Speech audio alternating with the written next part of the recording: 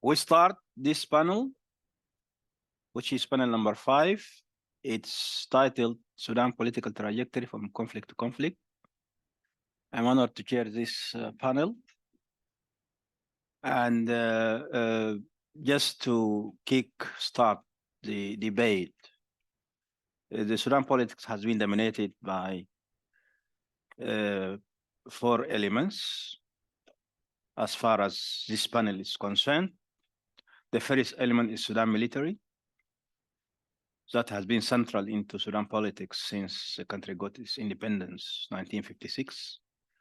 We've had long intervals of military dictatorships and shorter periods of multi-party democracies. The second element is the sectarian political parties. We all know about the Umma Party and the Democratic Unionist Party.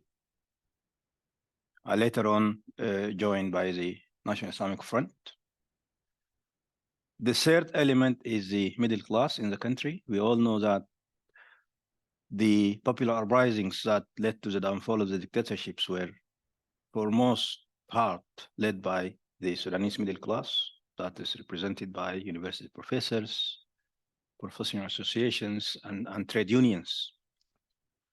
And the last and fourth element is political Islam that appeared in the country, of course, starting early 50s with the appearance of the Islamic movement, but crucially after 1989, when the coup that brought Bashir to power took place. With me are 4 distinguished panelists. Sharif Harir, he's an anthropologist. He's an alumni of the University of Khartoum and Bergen. He is my professor. He taught me many years back. And actually, he was the one who introduced me to anthropology. Sharif published a lot on Sudan politics, ethnicity conflicts. And he was an academic, was an activist, and he was actually a fighter because he was part of the struggle during the 90s and up to a few years back. Thank you, Sharif, for being with us. Justin, a professor, he calls himself a professor in history. But I say you are a professor of history from Durham University. And Justin, his research interest is on Sudan history, the 19th and 20th century Sudan history, with focus on elections and sectarian politics. Thank you, Justin. Selma, she is a political scientist with a PhD from Beirut University. She was a postdoc at the Norwegian University for Life Sciences. And recently she joined the Raad Institute for Peace and Security Studies as a senior researcher. Congratulations. And then we have, last but not least, Raja, who is an activist, an editor, and a writer. Thank you, Raja, for being with us. And it's only natural that I start with my professor, Sharif. The Sudan military has been quite central in the politics of the country, and you have your widely read book, Shortcut to Decay, and in that book, you talked about recycling the past in the present, talking about the conflicts that engulf the country since its independence, and you were a bit critical about the riverine and sectarian politics. But today, I want you to focus a bit on the role of the military, how it came into the center stage of Sudanese politics and its role in what begat the country. Well, thank you, Manzoor. I guess very many here have a dislike for militarization of any state or politics. And I share that. I dislike that.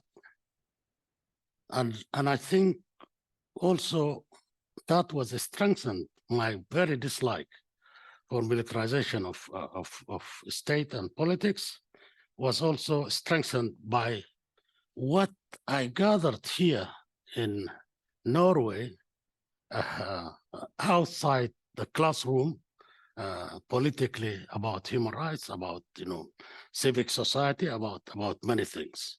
So we being in Norway is not just to read curriculum and go, but we live in a society. There is a culture. There is a lot of borrowing happens, a lot of good things which we take them back with us. Now, as you know, in this audience, I cannot tell you anything you didn't know about the three famous military rules in Sudan. The first one, Abud, 1958 to 64, October Revolution, and then Nimeri, 1969 to 85, then Rajab Uprising, Revolution, then the third, Bashir from 89, that's the time of SNAC-project, up to 2018, when our young, brave people in the urban areas joined forces with their brothers or sisters who were struggling like us in the bushes and in the peripheries, and brought down Bashir. At least they got rid of Bashir, but the regime is still there as far as I'm concerned. We have entered Inghaz 3. This is the face of the third version of Inghaz. Now, it's not only Sudanese phenomena that there were coups in Africa. In fact, some scholars, I looked into this scholarship which is produced around military coups. Amazing how vast and how deep and how huge this. At least somebody, some authors, say that out of the 54 African states, 42 have had military coups. So it's a phenomenon in Africa, but before it was Latin America and all that kind of things. Now, Sudan comes on the top when you put it in the list of how many military coups have been in that country. An author makes it 17 military coups, but it depends upon how you count it, because you could have ended up with 50, military coups and all that. It's only followed by Ghana, which has 5 successful coups.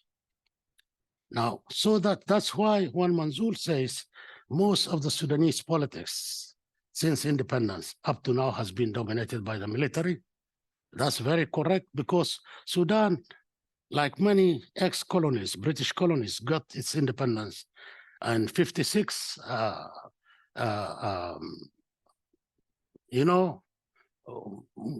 from inside the parliament. It was a declaration for us from the parliament. And it was based on a Westminster-style civic democracy. Now, just 2 years later, General Abud effected a coup in 58 and ruled up to 64. But Abud was like, a benevolent despot, because when people went out and 2 students died, he just said, okay, I don't want this, he left. However, the important thing about Abud's coup was actually coup number 2 in the whole of Africa at the time. I was born 1 year after the famous Jamal Abdel Nasser Najib coup in Egypt at 53. 1 year before that. So I was born into a coup, Then I grew up and became old and still under a coup. I fought it, I couldn't defeat it, but we and the young people, perhaps we will defeat it in the end. I think that must be our project, how to defeat it, find ways of defeating it. So some people take it, as a failure of the Westminster-style democracy when they look at Sudan. 3 times when the dominant political forces which come out of the ballot box were the sectarian parties, the 2 major parties in Sudan at the time. They are obsolete but they are still not defunct. They are still there around. They of course, the leaders of the sectarian parties, they had that one based on Fatmiya religious sect, and the other one based on Ansar religious sect, Ummah, and the Dutch Democratic Nationalist Union Party. They actually have a following, and what they exchange with their following, the followers are so loyal, is barakah. That is something I don't know how to translate it. You know, it's blessings. People believe that they own blessings because they are from the family of the Prophet Muhammad. And ironically, you know, anthropologists study kinship systems. There are patriarchal and matriarchal systems. An Arab kinship system is patriarchal. You follow descent through your father, not through your mother. And Prophet Muhammad never didn't leave a boy to beget children, so they follow it. Anyway, that's another discussion. Now, what I'm coming to is to link it to intellectuals and to Khartoum University and so forth. These religious leaders who give their followers the blessings, you know, that at no cost, they don't pay any cost for that. At no cost, they get free. They get the support free, but they are made to rule the short times. They rule through the ballot box because of the intellectuals of the Afandia, Sudanese Afandia, who cannot go directly to the people. You go without even a program, you know, a political program, but you go and stand behind the sheikh of these sheikhs and you get his blessings, then you are guaranteed a seat in the parliament. The intellectuals also strengthen military, coups, because we serve them. We are ready. We stand in a queue to serve them. We write constitutions for them. We write nice letters for them to So somehow the irony is that it's we, the products of the education system, who strengthen both of our tormentors, whether it's sectarian parties or the military rulers. It's we who do that. It's we who do that. Now, this links to the recent things happening. I have been, of course, as I said, I am here on the book. By the way, my colleague Tarya Tevet is co-author, Tarya Tevet, who also began his career in Center for Development Studies, and within this link, Sudan historian and so forth. And the good atmosphere and the encouragement was provided by the Center for Development Studies, which is now deinstitutionalized. And my supervisors and colleagues now, Guna Sorbo and that Life Magner, and everybody was around. Now, what happens is that the coups, the three coups in Sudan, as Mansour you mentioned in this note, they are different. General Aboud was invited to take over by the leader, by the prime minister, who was also an ex-military, was invited to take over. Nimeri took over because of the influence of Jamal Abdel Nasser's coup, these free officers and all these ideas about Arab socialism and unity and all that kind of thing. Bashir took over, was invited, was brought by the Muslim Brotherhood, was the Muslim Brothers, and so to take over. Now, when you look at this, while they are the shakers and the movers in the front as figures, the kingmakers are people like me, people who write books and write articles they are out there to get the job on a title, you know, minister, whatnot. It's good in your CV if you want to work in the UN or something like that. So people, but I was prevented from that by what I got from my stay here outside the classroom. I was asked when these young people made it impossible for the Muslim Brotherhood to continue with Bashir. Bashir was too embarrassing, and there was this getting rid of Bashir was actually begun in 2012 in the crisis group, international crisis group, Mo Ibrahim on the back and so forth. So finally, when they couldn't turn the 6 million people who were out, the young people who are ready to die, they got rid of Bashir, but they continued. So if you counted coups in Sudan, actually from 2018 up to now in Sudan, there are 4 coups. The first coup was getting rid of Bashir, bringing Ibn Auf. These young people didn't accept Ibn Auf. They called their bluff and said, this is the Gadima film. This is an old film we have seen. Then they withdrew and brought Al-Burhan, who is here. Al-Burhan was strengthened by Himati, who is supposed not to be there at all. This is also a freak event. It shouldn't have been there. It was brought as a counterinsurgency tool to do the things which armies cannot do because of Geneva Convention or whatever it is.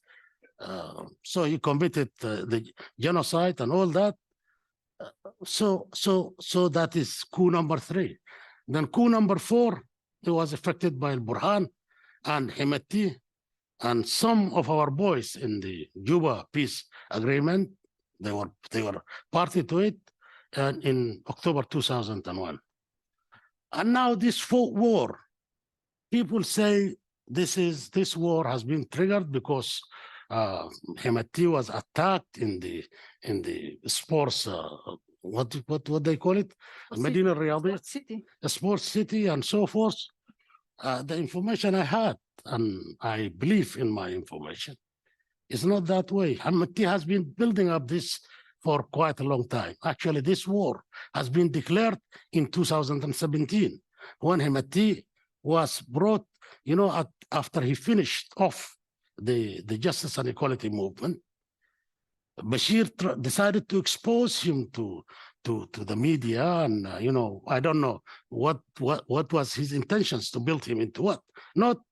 And in those media exposures, Hemeti have declared the war on the Sudanese army because he was asked at the time. Sadiq al-Tahir Tom had him in the TV. He was asked about the arrest of Sadiq. He said, "This country, we that means RSF, the Janjaweed, have its key. If we say arrest Sadiq, he should be arrested." And the government, look at it, he's serving another government, and the government should talk to us when it has made an army. He has been in there, he weighed the army generals and Sudanese army generals, you know, this, you become a general in 26 years or something. These are, most of them were recruited through the Muslim Brotherhood or NIF, and either directly because they are members indoctrinated from the student time, or because they have brothers and sisters and uncles and friends in the NIF. Because you cannot go into the military college before you have been actually, endorsed by somebody there. Okay. Yeah. Excellent, Sharif, for this very interesting. And actually, you reminded us that these issues are quite, intricate. And you mentioned the US minister style of democracy. You mentioned the sectarian political parties. Justin, I think this is an area that you've done a bit of research on. And your most recent articles were on elections and the experience of the party democracy in Sudan and the role of the sectarian politics. So could you say a bit on that? Because some of the blame on the political havoc in the country is also placed on these sectarian political parties. Thanks. Spoiler alert, I'm probably going to largely agree with what Sharif says, nonetheless. If one looks at the literature about Sudan's parliamentary periods, one word constantly comes out, which is weak. Whenever we read about the analyses of the time have constantly focused on the way that in the 1950s, again in the 1960s, again in the 1980s, the parliamentary governments failed because they failed to come to decisions, they failed to do anything, they failed to agree amongst themselves. And that overriding message of weakness is something that comes out constantly in the literature. Now, why they were weak is something of a subject of debate, but the argument on that does tend to focus on the ideas of factionalism, of the way that these are basically sectarian parties, as Sharif has said, how it was impossible, it seems, for the leaders of those parties, both because of their own personal failings and their egotism, and perhaps also because of the nature of their power, to come to any sort of agreement. So I'm not going to disagree with any of that. I'm not really going to question that in toto, but I am going to point back to what Sharif has just been saying, which is the way that we have to understand the politics of those parliamentary periods in the context of a constant background of military politicking, which was sometimes in the foreground, sometimes in the background, but was always setting the scene for what those civilian politicians were doing, and in a way defining their weakness in a way that sort of almost made inevitable the failure of those periods, whatever the personal or institutional failings of the parties. In the early 1990s, at a moment of head scratching and dismay in the wake of Bashir's coup, there were a number of academic pieces which look back at the history of the parliamentary periods in the 50s and the 60s and the 80s, and they did tend to come out with this argument about weakness. Some of them, as I've said, focused on the characters of the leaders involved, but some of them also made a slightly different argument. Peter Woodward, in an article titled provocatively, "Is Sudan Governable?" to which the answer, by the way, seemed to be no, he argued that the problem with Sudan's civilian politics had always been that each of the factions was in itself too weak to rule by itself, yet too strong to be willing to compromise with any of the other factions. And so the parliamentary periods always degenerate into a period of rivalry between groups who would not yield anything to one another, would not compromise with one another. There's a sort of alternative version of that argument, which comes out from some of Vol's work from a similar period, in which he argued that the real problem with the sectarian parties was that they were too unsure of their own constituencies to compromise with one another. That is, they thought that their own following would desert them if they made too many compromises. And so they were kind of driven into an endless refusal to compromise, into this endless factional squabbling, because they felt they had to serve their particular constituencies in rural areas. So there's an argument there which in some ways perhaps threatens to overturn one of our standard models of Sudanese politics, which is the Northern Riverain elite about whom we hear so much. Because of course, what that argument about parliamentary politics points to is the way that an elite has always felt itself vulnerable to a much wider constituency, especially in terms of electoral politics, which has made it difficult for them to make deals or to come to compromises. It's also an analysis that complicates our ideas of a political marketplace, or at least it inverts that by suggesting that the political marketplace to some degree functions in a bottom-up way, because those seeking to make deals for themselves in the political marketplace are always looking below them at the basis of their authority in an electoral system which constantly relies, again, as Sharif said, on the ability to mobilize and turn people out at a local level. So what those arguments were saying about the parliamentary period is not just about kind of the weakness of the individuals or the factionalism, it's also about profound divisions within Sudanese society and the way those play out through an electoral system in ways that can be problematic. We can come back to that in discussion, I think, because those are provocative ideas in themselves.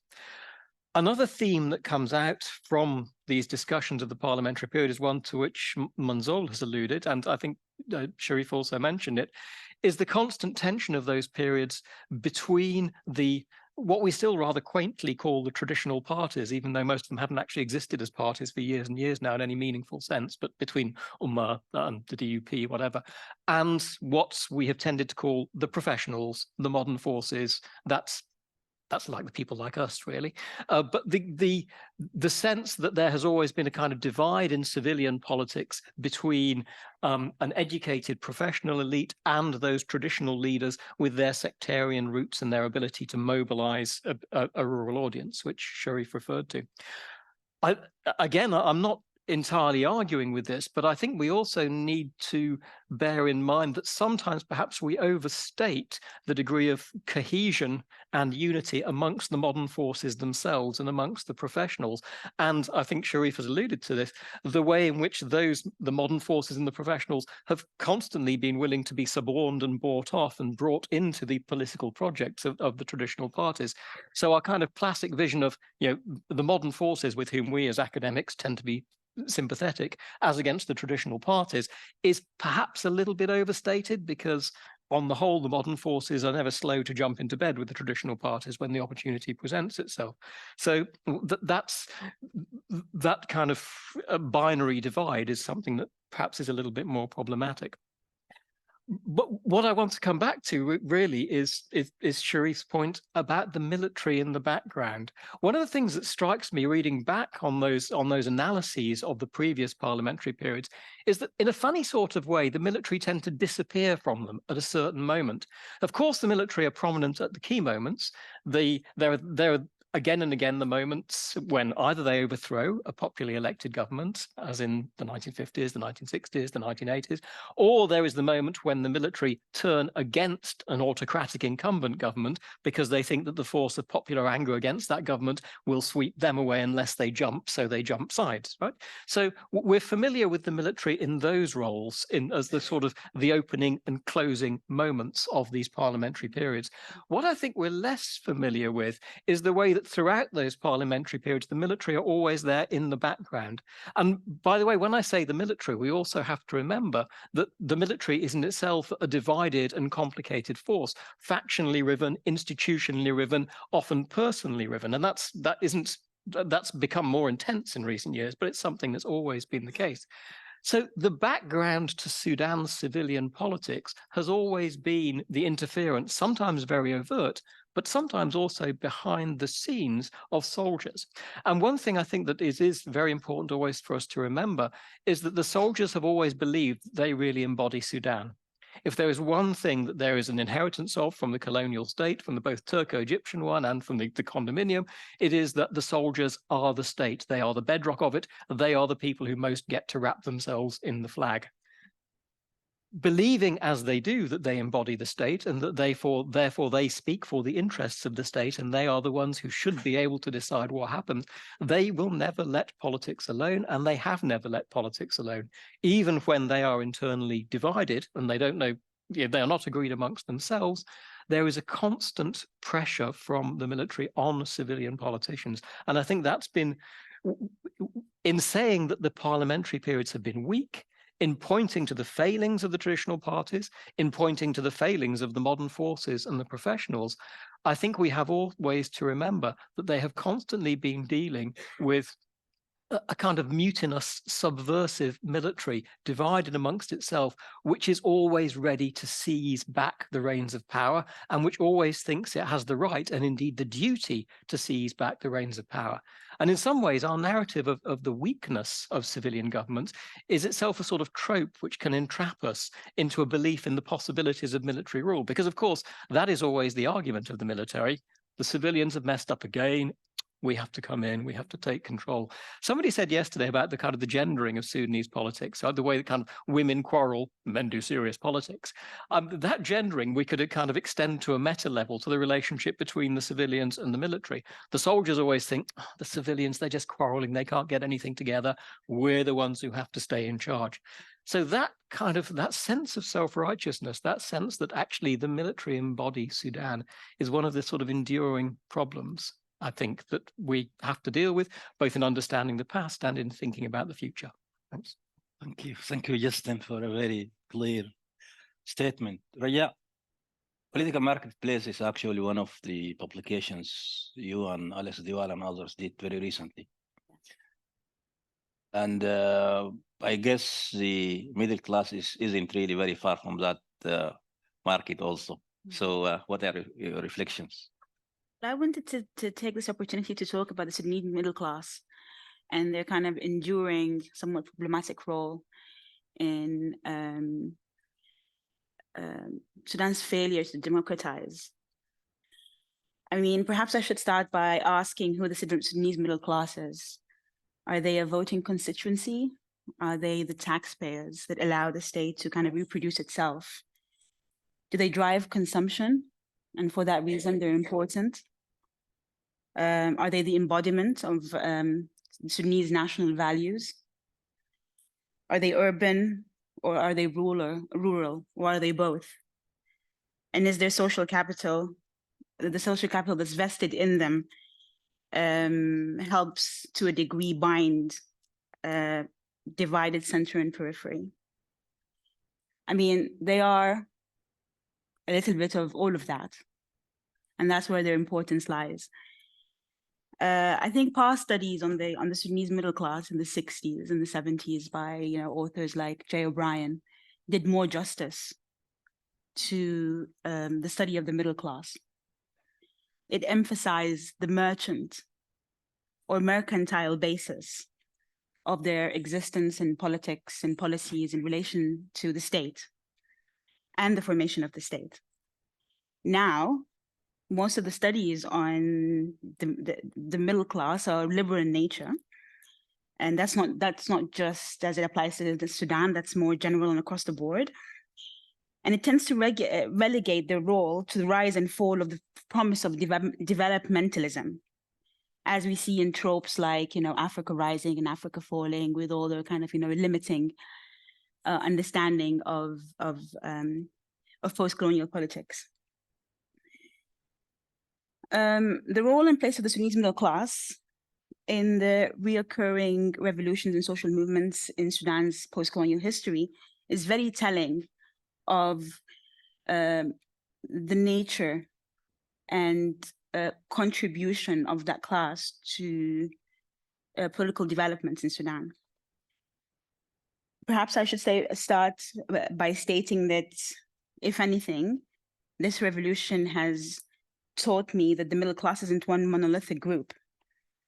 And in fact, the ideological and political contention within different factions within it suggests that the middle class itself was and is, continues to be, the realm of violent competitive processes of post-colonial national building.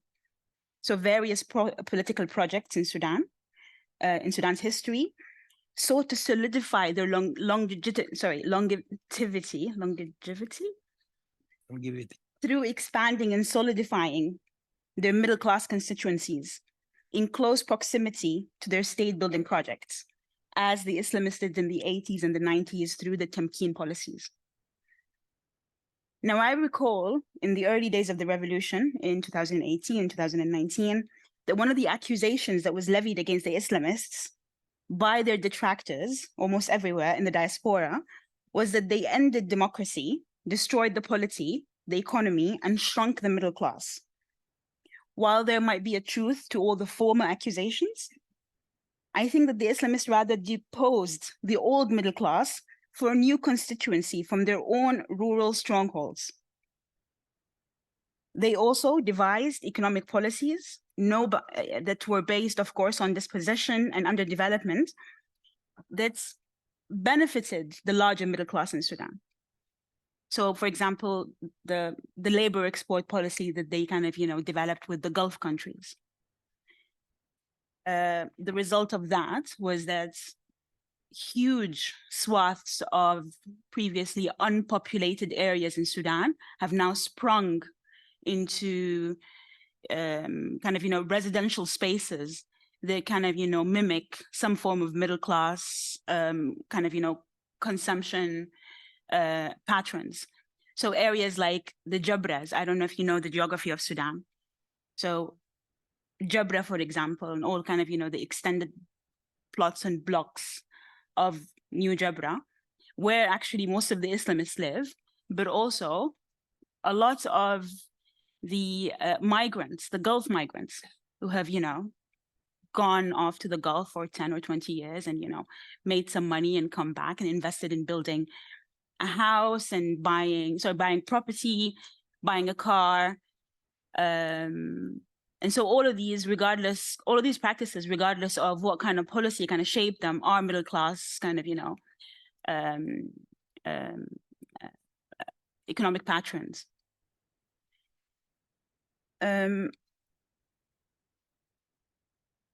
I think what's worth also talking about is how the expansion of this new middle class, whether, developed through kind of, created through direct or indirect state policies, has had on state privatization policies.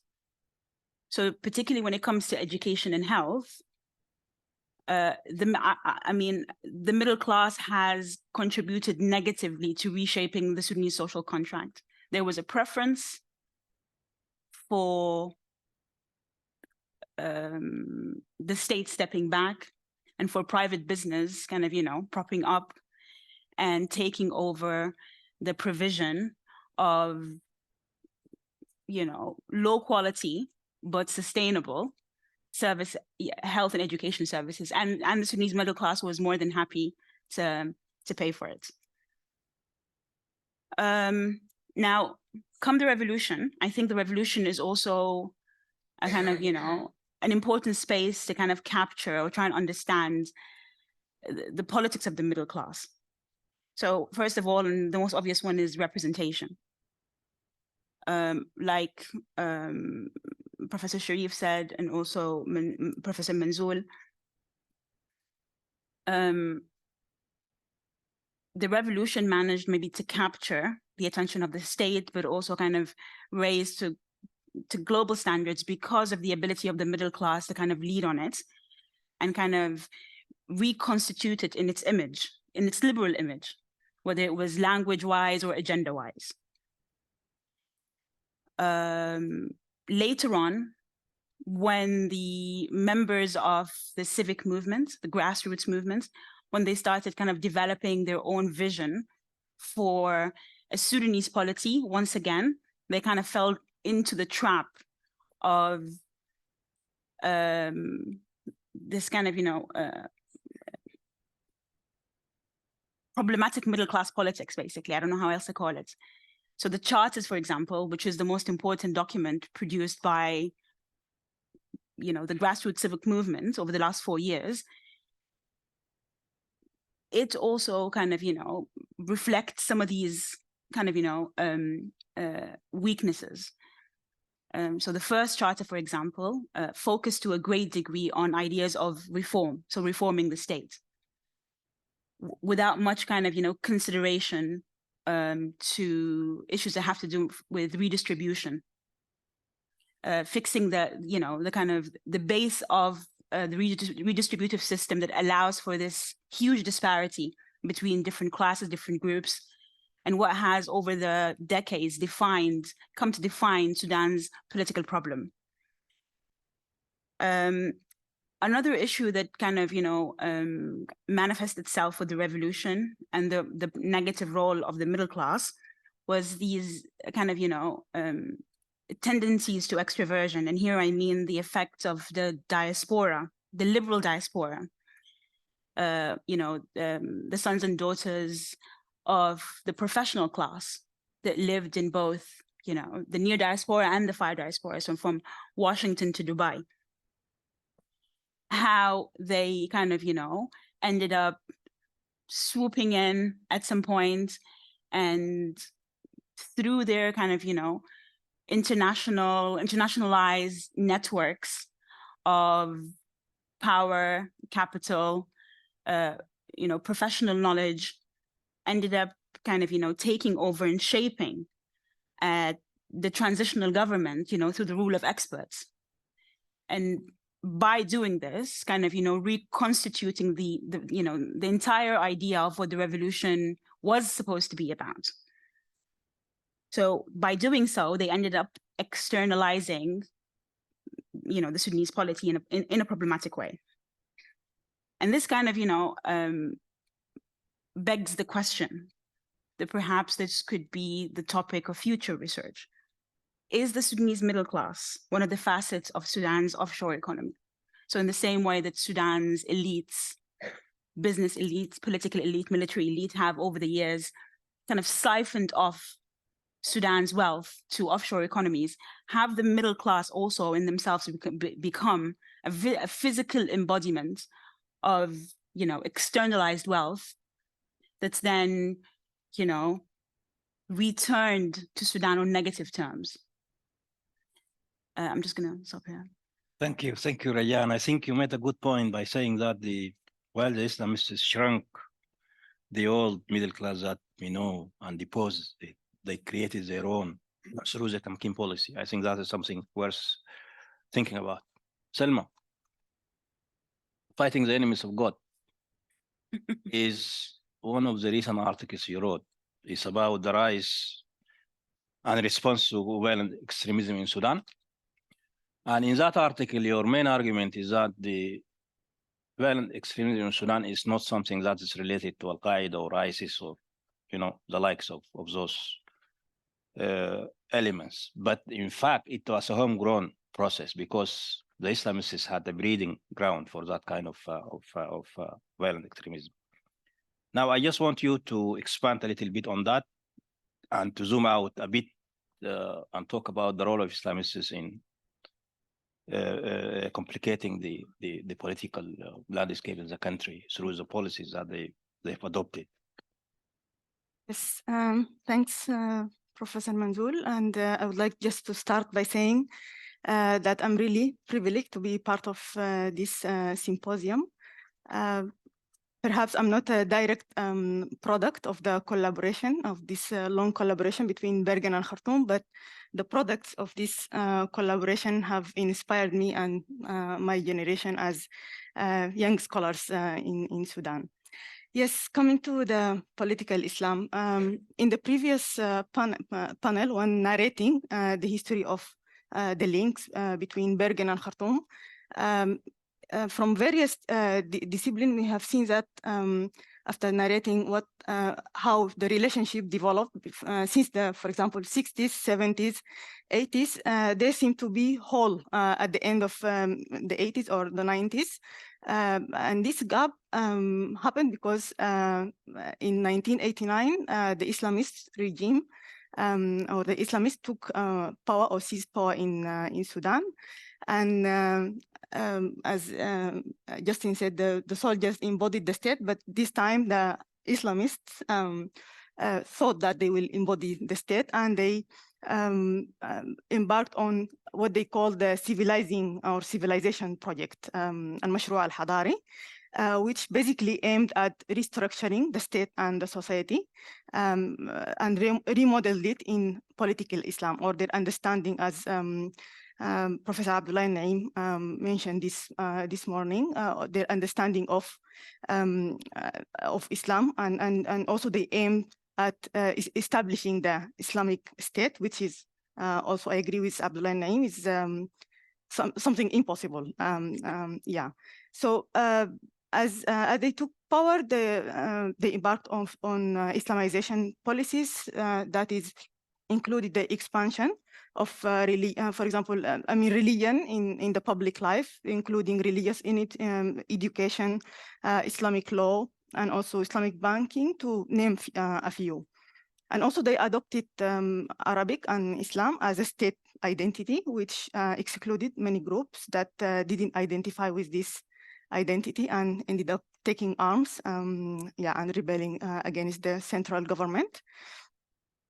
And also, as you mentioned, Professor Manzoul, this kind of policies also paved the way that Sudan has become kind of a safe haven for global jihadi or jihadist groups. And also, Sudan was designated as a state sponsor of terrorism by the US government, and also economic sanctions imposed on Sudan for many, many years because of course, the role of the government on hosting the global Islamist figures in Sudan. And also Islam was used as a pretext for the exclusion and also persuasion of opponents of the government. And also one of the policies of the Islamist regime was to consolidate their power through measures such as securitization and also heavy militarization of state and society, and also taming trade unions. And also they systematically weakened and displaced the secular political parties and liberal movements through crackdowns and continuous harassment. During the 30 years of the Islamist regime, we have seen that the tribal, they revived the tribal affiliations, and also they fed into ethnic polarity. And we have seen also a lot of processes of social marginalization. And as we have seen in the panel yesterday, also women were prosecuted through laws such as the public order laws. And also they committed atrocities in Darfur and so on. And also economically, besides the effect of the sanctions on Sudan, the Islamists also adopted kind of extractive kind of economy where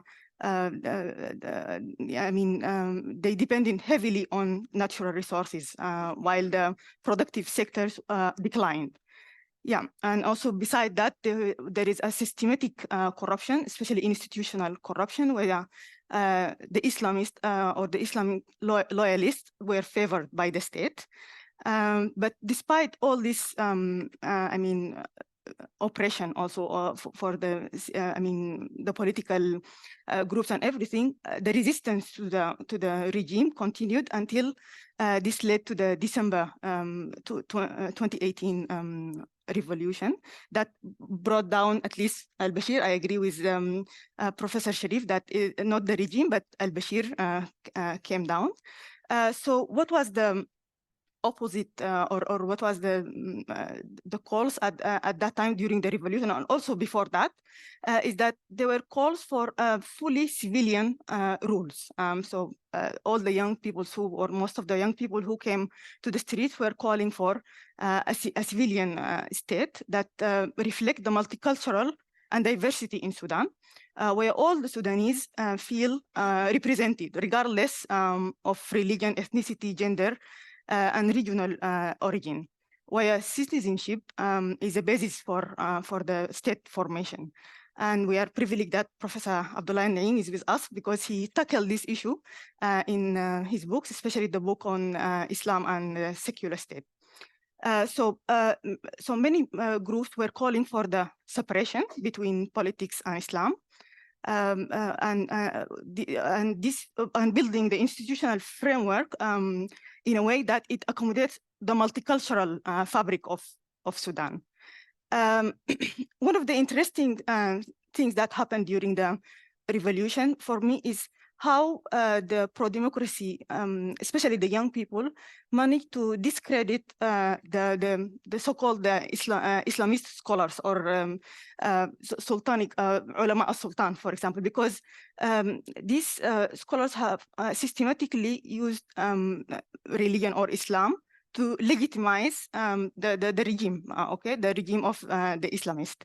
So this was, I think, one of the good achievements of the revolution is that this taboo was broken, that it was openly for the first time that many scholars have been criticized and asked, for example, to come down from the podium in the mosques and things like that. Yeah, but also since the Islamists thought that they embody Islam and they embody the religion, the pro-democracy movement also, they managed to to try to separate this, separate Islam from the Islamists, because they also claim that it's not only the Islamists who have the right to, to control the state, because we are all also Muslims. For example, during the sit-in in the front of the headquarters of the military headquarters, big Friday sermons were organized just to show that we are not just a secular or a movement that is against Islam, but we are also kind of Muslims. And also we have seen a lot of beautiful scenes of tolerance between different faiths, which is something that it didn't used to be very familiar. Besides, also we have seen also an active role of Sufi groups. I wanted to also just jump quickly to the transitional government because the issue of the relationship between religion and politics has always been sensitive. But this, many of the political forces avoided this topic of how they want to put this relationship between religion and politics. But despite that, there were some kind of achievements, or they did some policy change. For example, in the Ministry of Justice, they amended some of the laws that are in contradiction with human rights. And also there were attempts to change the curriculum in a way to remove all the extremist kind of ideas. What else? I think also the Ministry of Religious Affairs tried also to introduce this idea of religious tolerance and that different faiths can be represented and so on. But of course, all these actions angered the Islamists. So there was a reaction.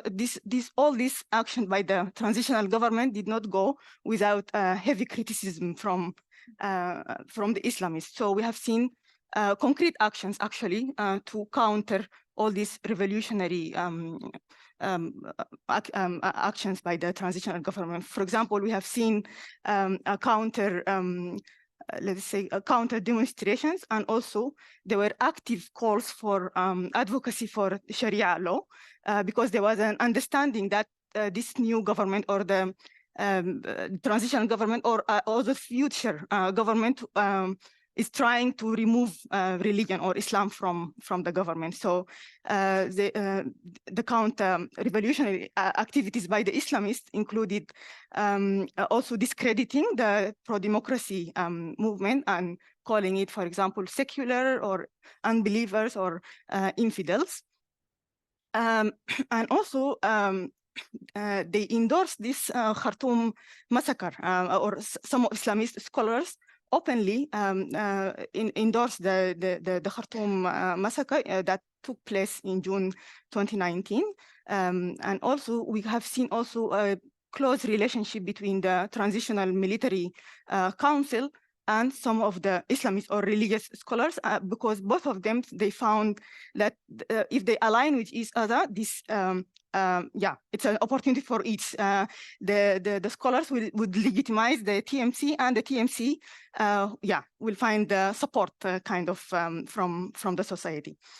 Yes, all this led to one important event that happened, I think, in October 2021.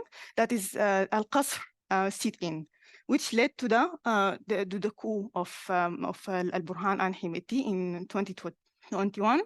And after that, I think this led to the political process, and then the framework agreement, which finally led us to the situation where we are now of the war in April. Just to go quickly on the role of the Islamists, if I still have some minutes, since April, is that they worked hard to make the war look as a jihadi war. So first of all, we have seen a new group that emerged since April. It's a militant Islamist group called Al-Bara ibn Malik Battalion that is fighting pro-SAF, or the Sudanese army, and it is affiliated with the Popular Defense Forces. which was established during the former regime. And of course, one of the role of these popular defense forces is that,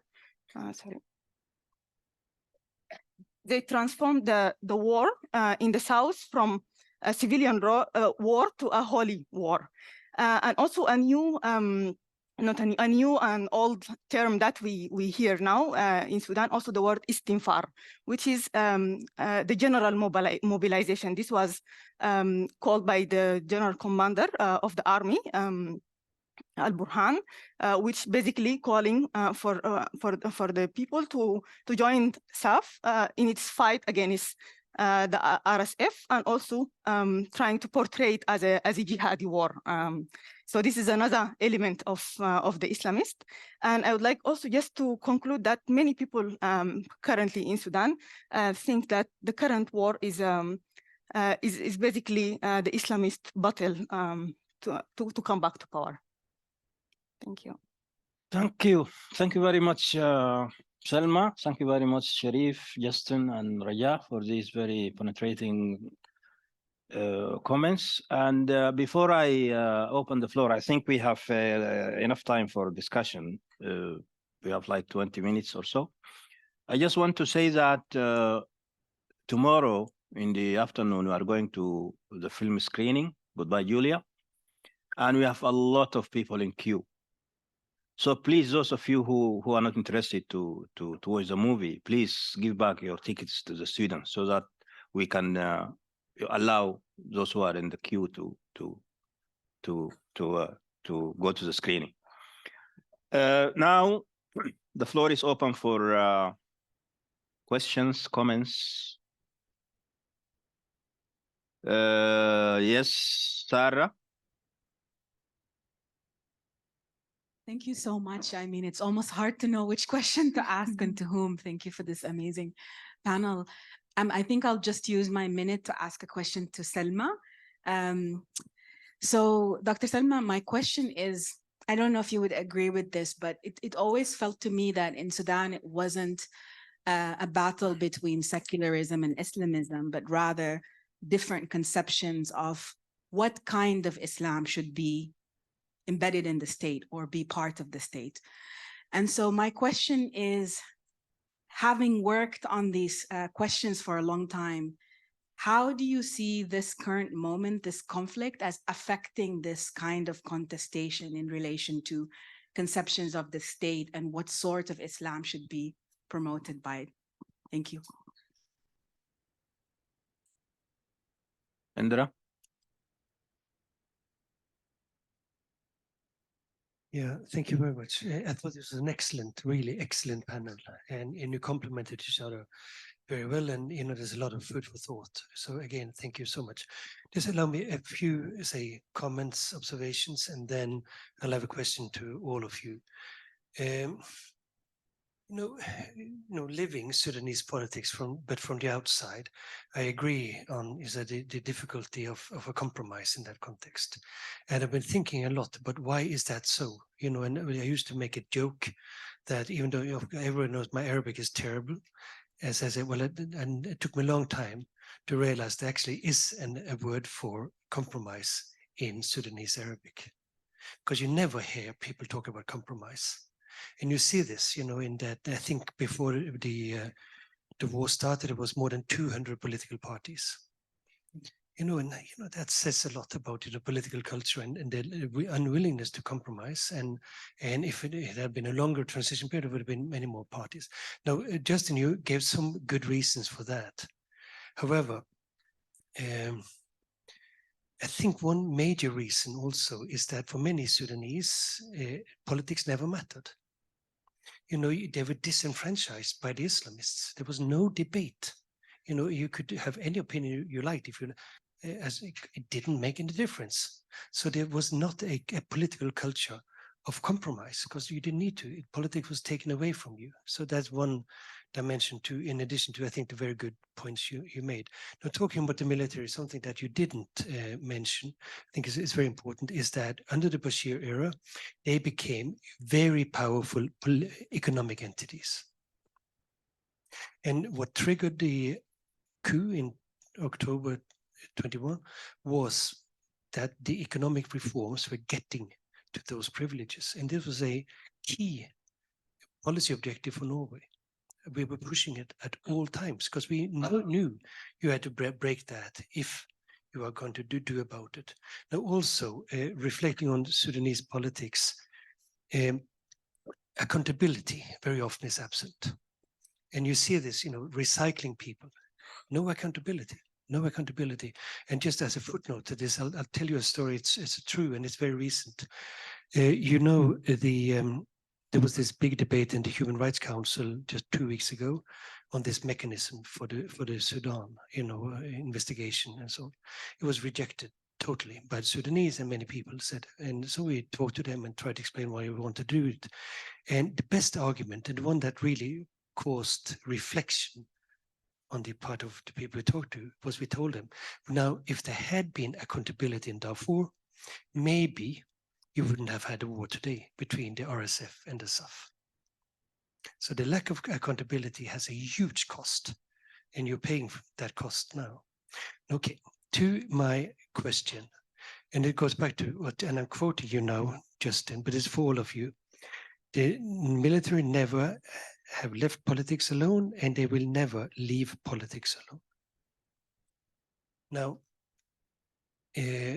Abdullahi, when you spoke about your, in your presentation, you said it was a rhetorical question in the title. It says here, Sudan repeated failure or learning adaptation process is rhetorical, so there's this learning. Look at this one. Sudan's political trajectory from conflict to conflict to conflict to conflict to conflict. Is it possible to break this trajectory? And Catherine, I think somebody is online. Okay. Yeah, that's Magde Al-Gisuli. Thank you for the great talks. I would like to ask Justin what he sees today surviving from the legacy of the colonial state other than the military. Okay, we will take a last one and then we will go for the panelists and then we will have a second round. Yes, Fruda? All of the money, is that a question relevant? Okay, the panelists, who of you want to respond first? I see one is directed to Salma and then Justin. So I may start. yeah, you can start. Yes, thanks, Sarah, for this great question. I think the effect of the moment on the future of the Islamists, or these debates on which kind of Islam is to govern Sudan, is that we are in a moment now where we really went very backward in the discussions or the debates. So the war of the 15th of April has really stopped many positive processes that has started.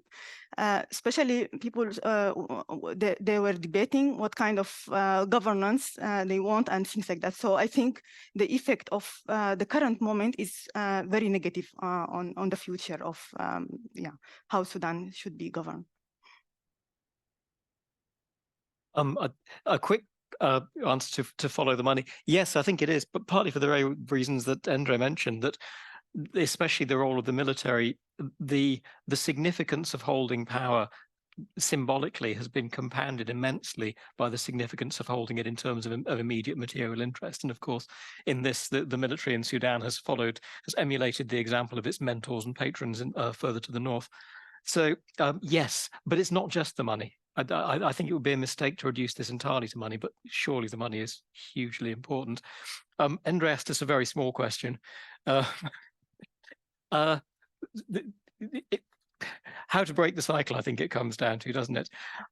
I wish I had a good answer to that question. In some senses, I think Professor Abdullahi's the optimistic take on your lecture would be that in some ways, the appalling events of the last few months have been a kind of forcible breakage of the cycle in terms of, you called it a crash decentralization.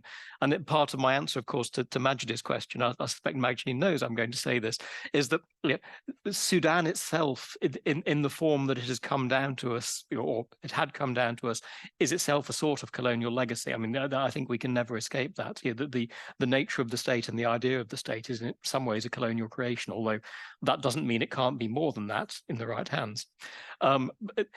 You suggested a kind of an optimistic take of recent events, as saying, well, maybe this has shattered that colonial legacy forever. I would like to think that is true, and that would be one sort of a silver lining to an otherwise exceedingly dark cloud. I suppose there's still a question then of how we get from a current moment where actually the legacy of the state is still all around us in terms of the aims of those vying and competing factions and the techniques that they use. That legacy has not yet gone, even if sort of the structures in some ways have. I'm saying in a long way around, Endre, I wish I knew the answer. I'm not sure I do. Certainly, we are at a very dramatic disjuncture in the history of Sudan, but I do not know how it will play out and whether it will have really disrupted those cyclical patterns. I cannot say.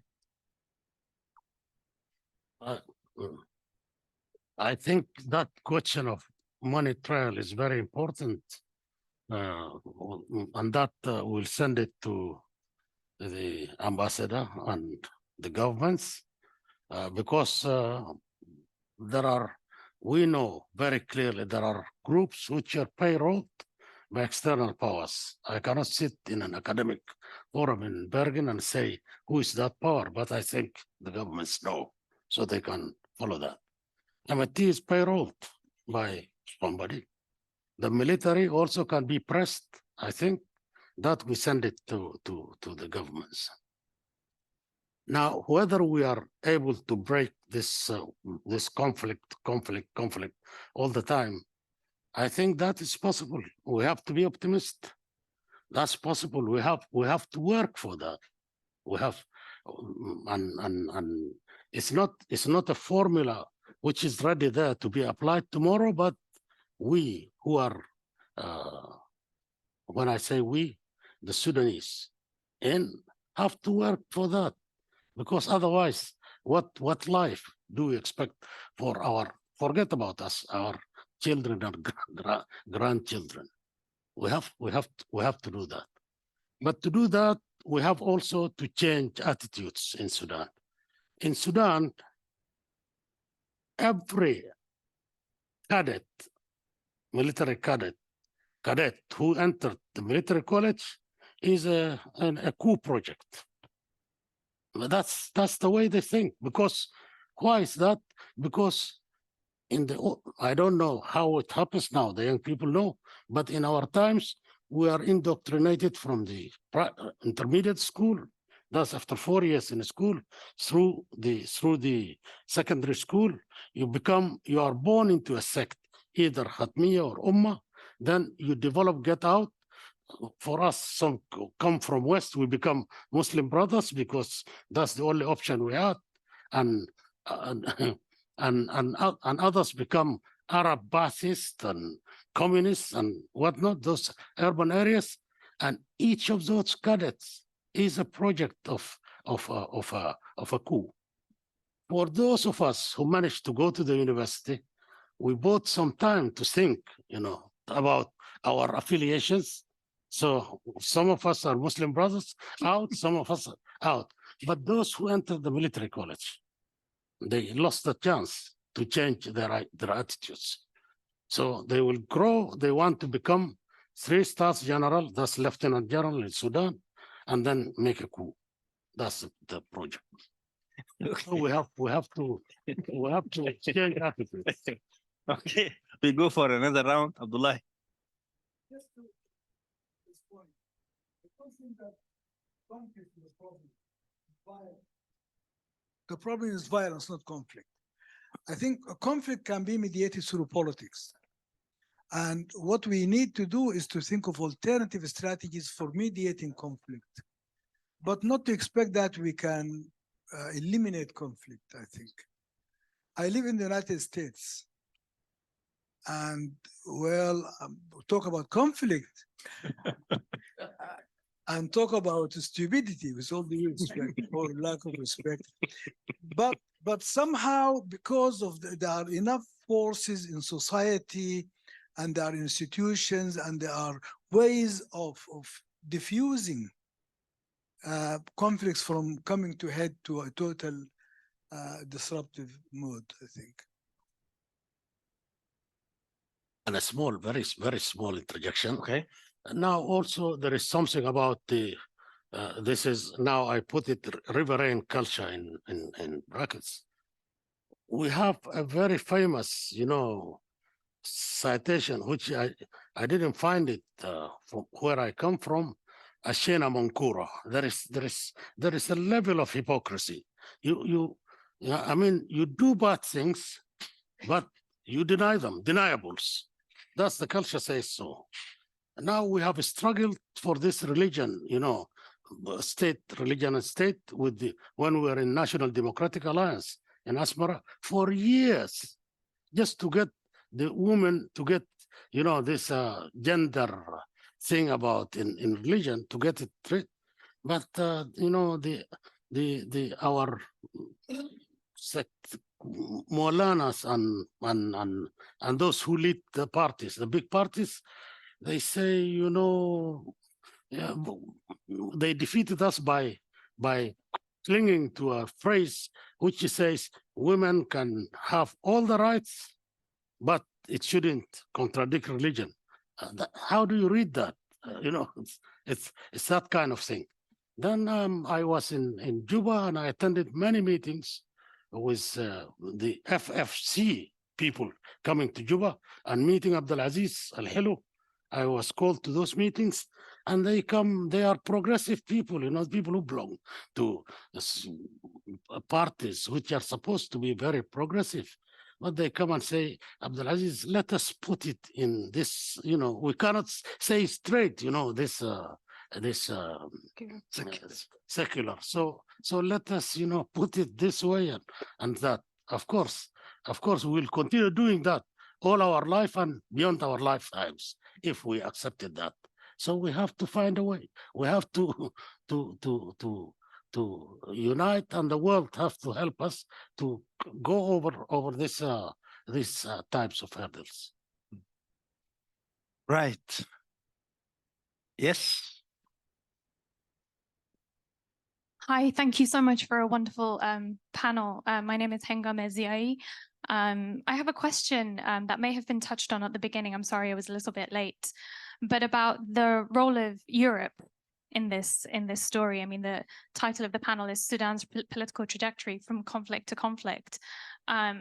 What is the role of the EU and its sort of large-scale intervention in Sudan, in the Horn of Africa, across West Africa, in erecting borders within mainland Africa, obviously in the southern Mediterranean coast, in order to quote-unquote manage migration, and in doing so, supporting and enhancing military forces in the continent? Is that something that you can speak to? And perhaps even moving sort of further back, instead of sort of, pathologizing or falling into the trap of pathologizing Sudan, thinking about the history of structural adjustment in the region, international financial institutions, the pushback against labor movements, unions, neoliberalization. I mean, we see these trends in multiple settings, not just in Sudan. So I'd love it if any of the panelists could, take us out of Sudan for a second and talk to these broader dynamics that speak to a European audience here, because, at the end of the day, I think we hold some responsibility too. Fritjof?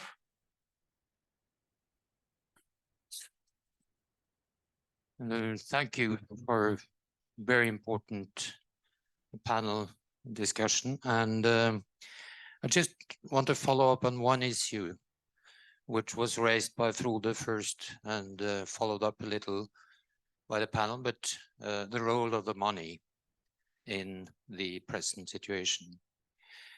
What has struck me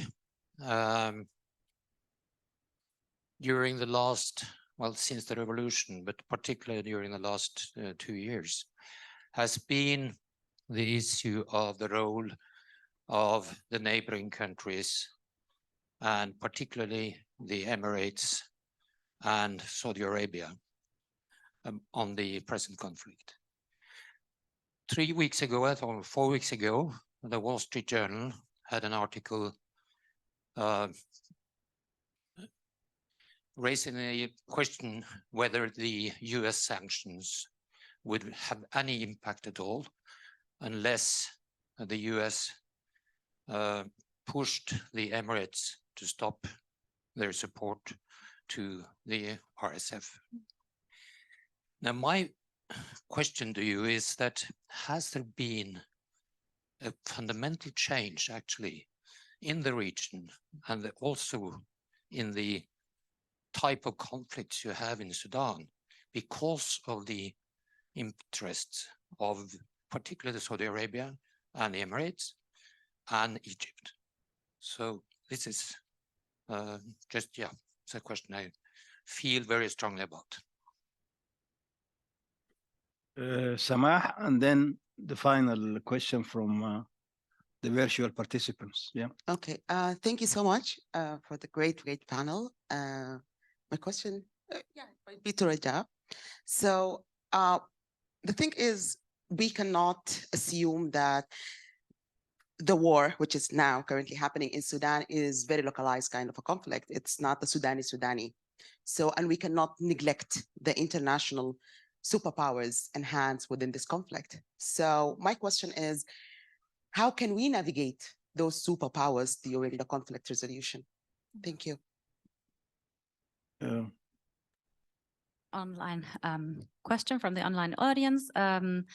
It's from Ali Ibn Abi Talib Mahmoud, a former permanent representative of Sudan to the United Nations office in Geneva and former vice president of the HRC. How do you think the recent Human Rights Council resolution on Sudan will really contribute to starting a wider UN process for ending impunity in Sudan, given the de facto regime's declared position of non-cooperation with a fact-finding mission? All right. The panelists, who wants you to, who if you want to start? I think I will want to start with the regional interest in the war in Sudan. Now, all of us know, I think many of us know, that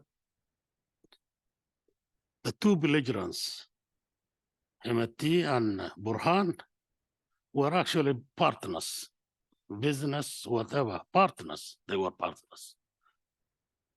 And their strengths came through their involvement in the Yemeni war by exporting Sudanese blood in exchange for hydrocarbon money.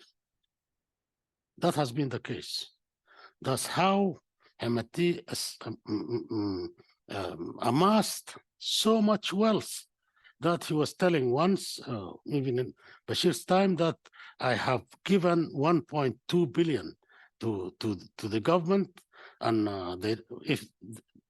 and he was asking to get them, and he said he paid also 27 million to repair the machine, the money printing machine, and took over. That kind of thing. So those interests are there, but those are too powerful for us. You know, as it's the powers in the world who have some, you know, those regional powers have some oath towards them are known as the United States and, you know, that kind of thing. So I think it's something we have to mobilize. I mean, well, this is not an academic thing, but we the students have to mobilize to get something done about that. And that's why we are appealing to ambassadors, to governments, and so forth. That's I think that's very important. It is those interests which are actually making the war continue. Right. Just I think I felt like I could respond to Hengama's question about the EU. And I think the EU and the UN, for that matter, try to operate in what they understand as complementarity. And that problems in Africa should be addressed first by organizations like the IGAD and the EU. And that is why in most cases, the EU and the UN, they try to channel whatever support they are intending to provide through those regional organizations. Now, the problem is that we all know that we Africans have this slogan, African solutions for African problems. But the fact is that these problems are not African at all. They might be in Africa, but they are not. And as such, it is really futile to try to frame solving those problems in those terms. It doesn't, that doesn't work. And I think one of the problems with dealing with this current tragedy in Sudan is precisely the futility of thinking in this way. Now we all see how lethargic the IGAD and the African Union are when it comes to responding to what's happening in Sudan. And I agree with Sharif that it's the US and to a large extent Saudi Arabia also. And now the countries that many Sudanese would think if there is anything that could happen, it should come from that platform. Not the AU, not the IGAD, and perhaps not even the EU.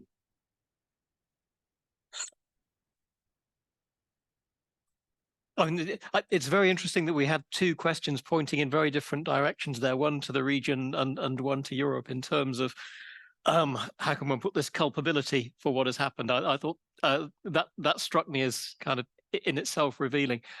To Hengame, your question, I think one of the things you're alluding to is the extent to which the EU itself may have been involved in the genesis of the RSF and in its creation as a unit.